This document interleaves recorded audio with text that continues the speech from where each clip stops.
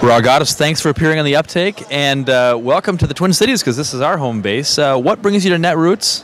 Well, I had the privilege of participating in the Barriers to Prosperity plenary, and for me this is kind of a new world, and it's been so exciting to be here and see so many people who are so passionate about transforming our country and writing a new chapter. Yeah.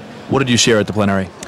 So the conversation was really about looking at economic recovery and what are the things that continue to sort of feed the disparity, the kinds of things that, people are really feeling on the ground versus maybe what we get projected in the media, and how do we sort of reconcile those different realities. And so I had the privilege to share work that had been commissioned by an organization called the Opportunity Agenda.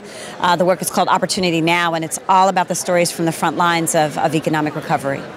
Where's home for you, and how are you seeing this or experiencing this as an artist on a daily basis?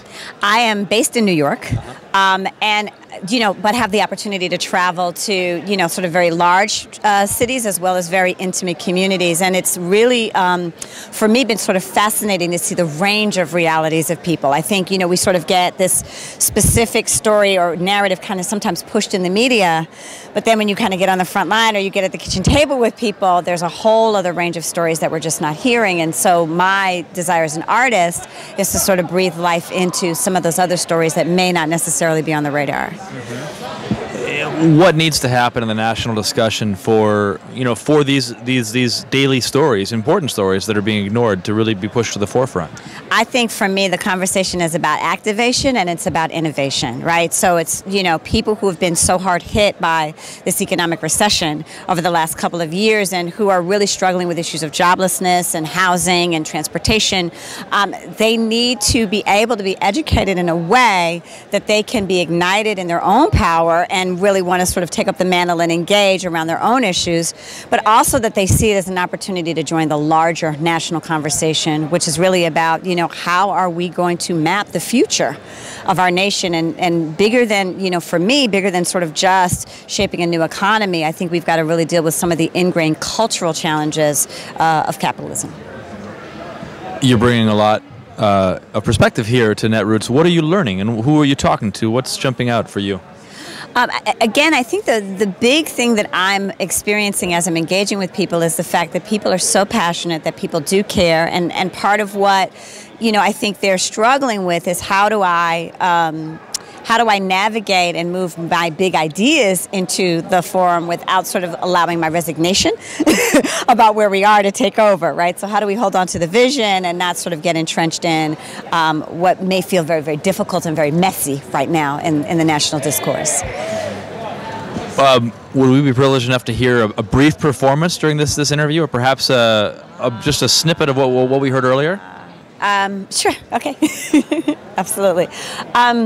But before we go there, the one other thing I do want to say is that I do think entrepreneurial innovation there's a huge opportunity, not only as people get ignited to sort of move into making a difference in their own communities, but really seeing the possibility of people really tipping the scale and moving into social entrepreneurship and investing in innovation, creative ideas outside of the box. And that's another thing that I'm seeing and feeling in the conversations that we're having. So, yeah. So, okay. So you want me to direct address to the camera, or whatever feels right? Okay. Our nation is on the brink, and we've been terrorized into opposition by being spoon-fed a perpetual state of emergency.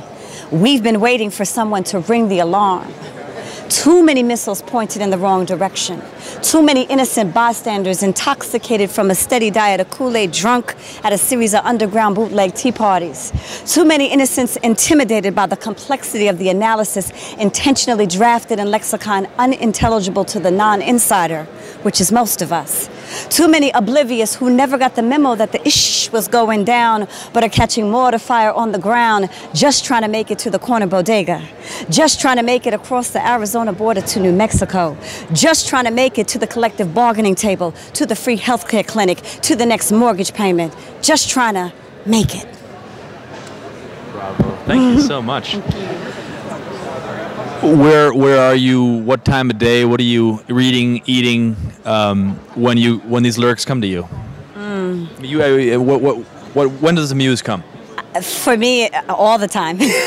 I'm so inspired by engaging with people and hearing their stories and engaging their realities. And I think for me, I had so many things as I was traveling the country, so many things to think about as I had the privilege to hear, the hardship, quite honestly, that so many people are facing. And so I'm inspired by the challenges, but I'm also inspired by the inspiration, the rising of the human spirit, the people who, in the face of extremely difficult circumstances, choose to stand up and speak out anyhow. And who are your heroes? Wow. I think today I would say all of the people who really lent their voices to the development and the creation of Opportunity Now. People like Lance Mann, people like Sylvia DeBulo, people like there's so many. I mean, their courage, Leslie Strickland, their courage, their commitment stays with me.